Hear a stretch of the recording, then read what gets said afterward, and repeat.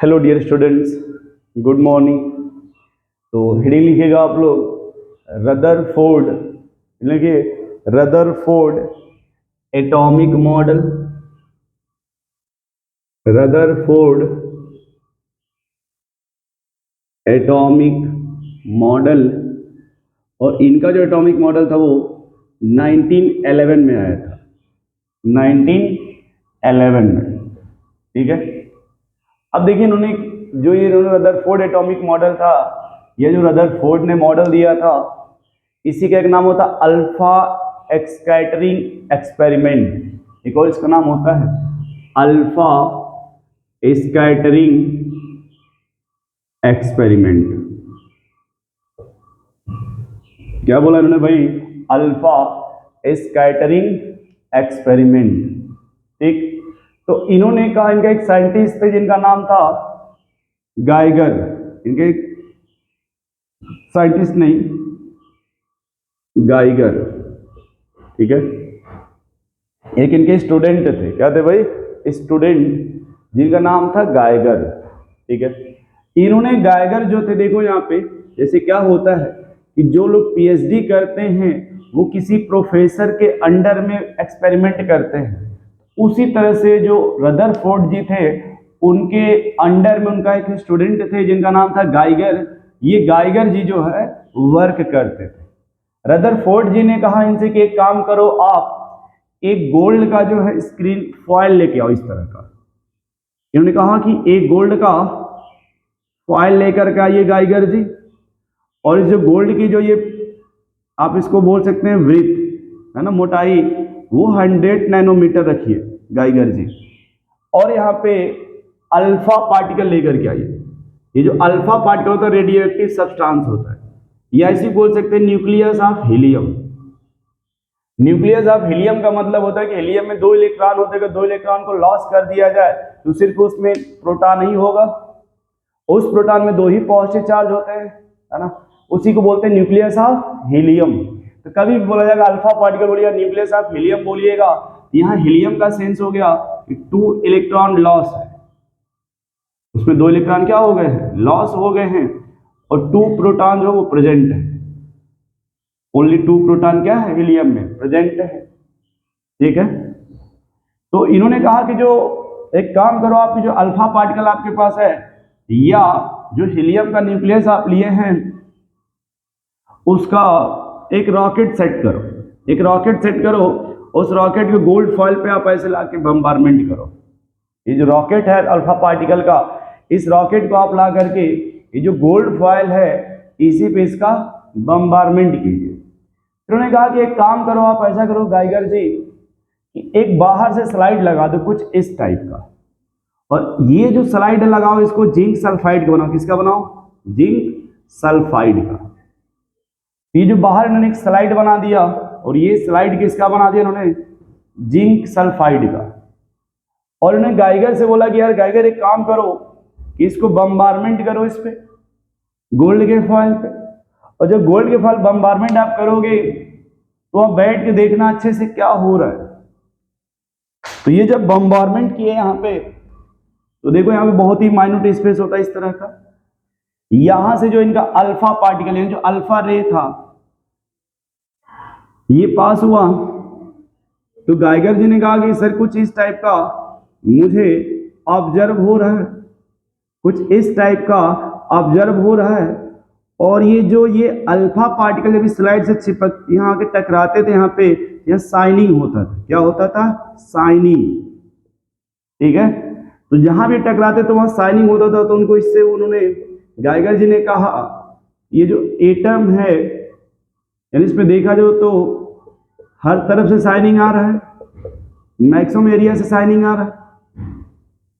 फिर गाइगर जी ने कहा एक काम करो कि एक बार फिर जाओ और इस एक्सपेरिमेंट को बहुत अच्छे से देखना कि मान लो अगर ये जो स्लाइड आप ये अल्फा पार्टिकल यहां से भेज रहे हो, थोड़ा इसको मेजर करना, ध्यान देना कि क्या जो रे इस साइड ये अल्फा पार्टिकल आ रहे हैं, क्या ये रिटर्न भी आ रहे हैं क्या? ये जो इन्होंने फिर यहाँ पे थोड़ा केयर किया, उन्होंने देखा यहाँ पे, तो देखा कि ये जो रे आ रहे थे उसमें से कुछ रे वापस भी आ रहे हैं, जिसको बोलते हैं 1 आउट ऑफ 20,000, 1 आउट ऑफ 20,000। यानी अगर हम 20,000 अल्फा पार्टिकल पास करा रहे हैं तो उसमें से एक अल्फा पार्टिकल है जो रीबाउंस हो रहा है, उसे कह सकते हैं बाउंस बैक, या तो बाउंस बोल दीजिए, एक जो वो बाउंस बैक हो रहा है।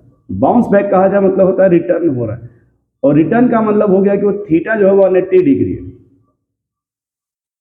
यानी जिस रास्ते से आ रहा था उसी रास्ते से वो रिटर्न हो रहा था।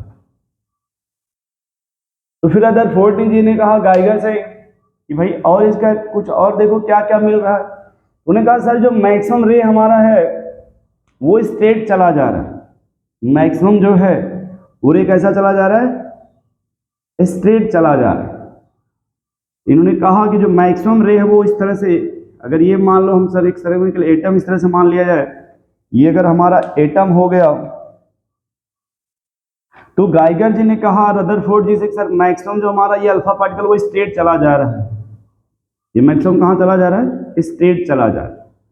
रदरफोर्ड ने कहा और मेंशन थोड़ा क्लियर कर, तो उन्होंने और क्लियर किया, जब ये थोड़ा सेंटर के पास आने लगा थोड़ा डिफ्लेक्ट होने लगा इस तरह से, थोड़ा अपने एंगल पे क्या होने लगा, ये डिफ्लेक्ट होने लगा इस तरह से, ये थोड़ा अपने एंगल पे क्या होने लगा, डिफ्लेक्ट होने लगा। एक वन रे उसमें ऐसा था जो 180 पे आके और उसी 180 पर रीबाउंस हो रहा था।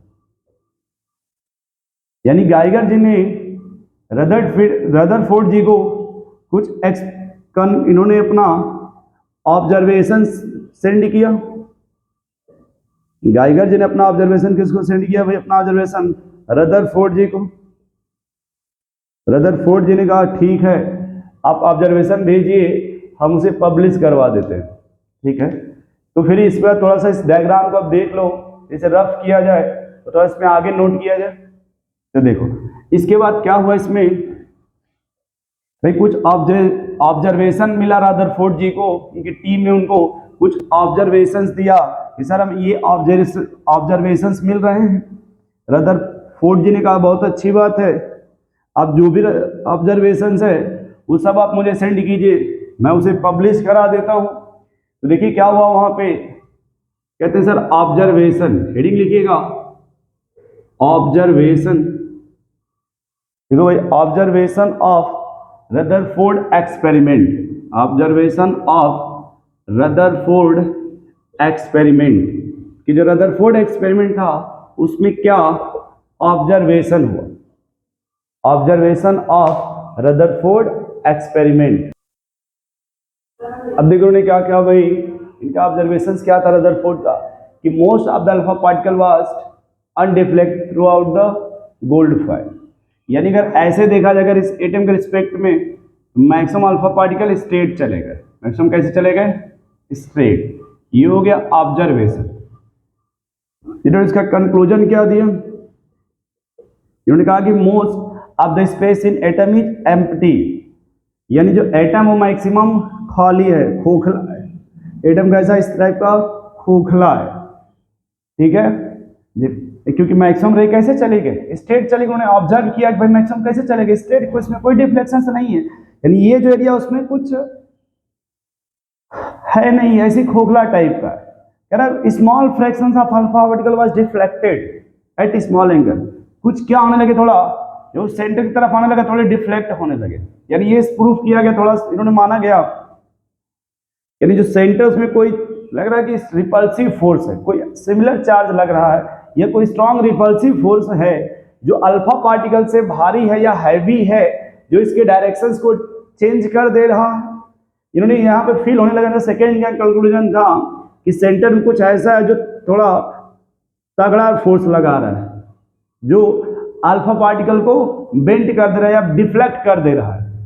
तीसरा इन्होंने कहा कि भाई 1 आउट ऑफ 20,000, यानी 20,000 में से एक ऐसा जो हमारा वापस आ रहा है, यानी तीसरा कंक्लूजन ये दिया कि यार सेंटर में कोई बहुत ही स्ट्रॉन्ग पॉजिटिव चार्ज है, क्योंकि हीलियम पे भी पॉजिटिव चार्ज है, अगर यह सिमिलर चार्ज है तभी वो रिबाउंस हो रहा है, यदि यह सिमिलर चार्ज अगर अपोजिट होता तो अट्रैक्ट हो जाता, यानी आपको ऐसा जो सिमिलर चार्ज है, इसी को उन्होंने कहा कि यहाँ पे सेंटर पे पॉजिटिव चार्ज है।